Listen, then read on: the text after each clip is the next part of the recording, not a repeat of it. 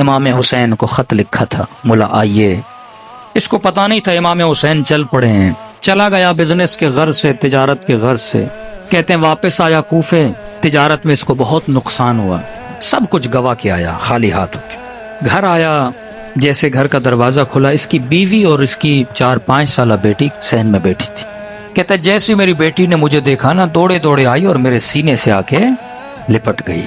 کہتا ہے جب سفر پہ گیا تھا، میری بیٹی نے مجھ سے کچھ مانگا تھا کہ بابا جب واپس آؤ نا اپنی بیٹی کے لیے یہ چیز لے کر آنا۔ کہ رب جیسے بیٹی سینے پہ لگی نا، باپ تھا، سب کچھ گوا کے پہنچا تھا۔ میں نے کہا بیٹی پوچھے گی بابا یہ لائے، میں نے یہ گفٹ بولا تھا، لیکن بیٹی نے یہ نہیں پوچھا۔ پہلا سوال جو میری بیٹی نے کیا، کہنے لگی بابا آپ کربلا نہیں گئے؟ کہہ رہا بیوی سے کہا کیا کہہ رہی؟ کہنے لگی شوہر کچھ کما کے لائے ہو، اتنے دنوں سے نہیں تھے؟ کہا نہیں زوجہ، نقصان ہوا بہت، کہ گھر میں کچھ بھی نہیں ہے کھانے کے لیے۔ کہ بیٹی کیا کہہ رہی ہے؟ کیا شہر میں اعلان ہوا ہے کہ کربلا میں ایک باغی آیا ہے، جو بھی اسے مارے گا تلوار کے وزن کے برابر سونا دیا جائے گا۔ کما کر لائے ہو؟ کہ نہیں۔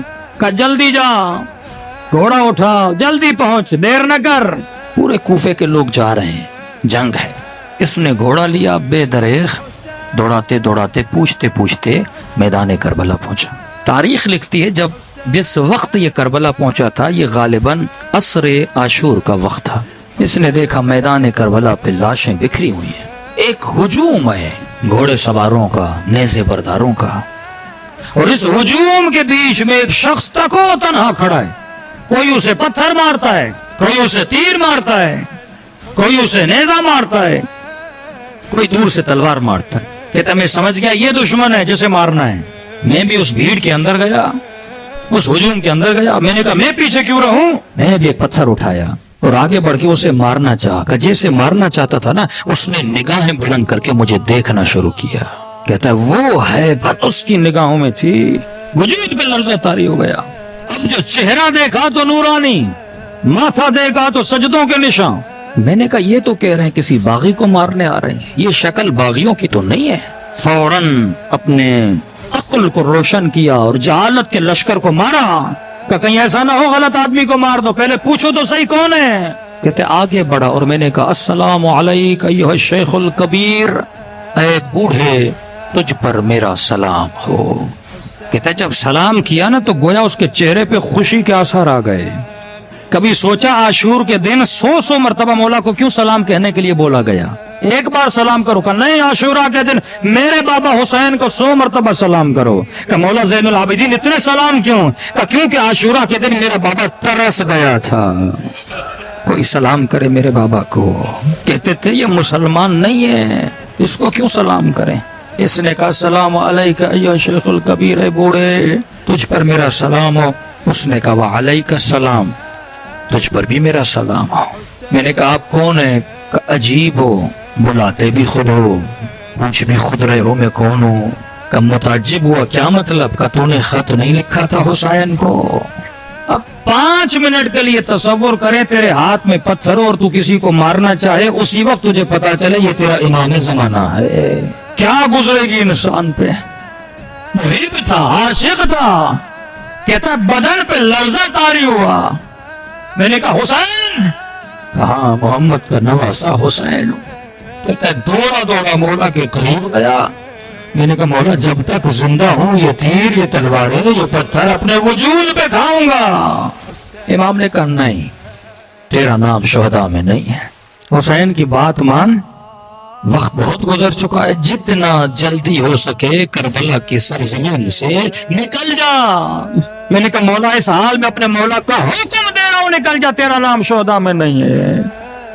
مولا جلدی کیا ہے؟ فرمایا ابھی آواز دوں گا، حل من ناصر ینصرنا، جو آواز سنے گا اور نہیں آئے گا جہنمی بنے گا۔ میں نہیں چاہتا تو یہ آواز سنے، نکل جا کربلا سے۔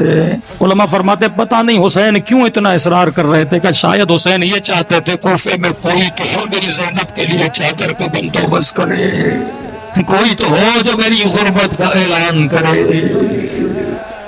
کہتا جب حکم دیا نا امام نے، روتی ہوئی آنکھوں سے قدم پیچھے کرتا گیا۔ کہتا تھوڑا دور ہی ہوا تھا، پیچھے سے پھر آواز دی ذرا میرے قریب تو آ۔ کہتا ہے خوشی خوشی دوڑا شاید حسین نے اذن جہاد دینا ہے، آگے بڑھا مولا لڑوں دفاع کروں جان قربان کروں، کہا اس کے لیے نہیں بلایا۔ مولا کیوں بلایا ہے؟ کہ اپنے زخمی بدن اور زخمی انگلیوں سے حسین نے ایک انگوٹھی اتاری۔ مجھے نہیں پتا میرے مولا کی انگلیوں میں انگوٹھیاں تھی کتنی، ایک انگوٹھی تو ظالم نے انگلی سمیت کاٹ لی تھی، انگوٹھی اتاری اور مجھے دی، کہتا میں پریشان ہوں مولا مجھے کیوں دے رہے؟ کہ دیکھ تو سفر پہ گیا تھا، تیرے گھر میں 4 سالہ بیٹی ہے، اس نے تجھے کہا تھا بابا میرے لیے انگوٹھی لانا، تجھے یاد نہیں تھا، حسین کو یاد ہے۔ اتنی محبت کرتے حسین تیرے بچوں سے، فرمایا تو بھی اپنے بچوں سے اتنا عشق نہیں کرتا جتنا حسین کرتے۔ شمر سینے پر ہے، کہتے شمر اب بھی وقت ہے، اب بھی وقت ہے، میں ضامن ہوں، گلا نہ کاٹ۔ کہتے لہی نے چھری چلائی پر گلا نہیں کٹا۔ پوچھنے لگا حسین گلا کٹ کیوں نہیں رہا؟ کہ یہ وہ جگہ ہے جہاں میرے نانا بوسا دیا کرتے تو چھری نہیں چلے گی۔ دیکھ رہا ہے، کہتے ہیں گودی قتل گاہ جدال عقل و جہل تھا، وہاں پر بھی حسین بتا رہے ہیں عقل کیا ہے اور جہالت کیا ہے۔ یہاں پر بھی شمر باز نہیں آ رہا، اپنے ہاتھوں سے اپنے لشکر کو قتل کر رہا ہے۔ تبھی میرے چوتھے امام فرماتے ہیں میرے بابا کا گلا آگے سے نہیں کاٹا گیا، پیچھے سے کاٹا گیا۔ سجدہ شکر عطا کر خدا نے حسین جیسا امام دیا جو تیری نسلوں سے پیار کرتا ہے۔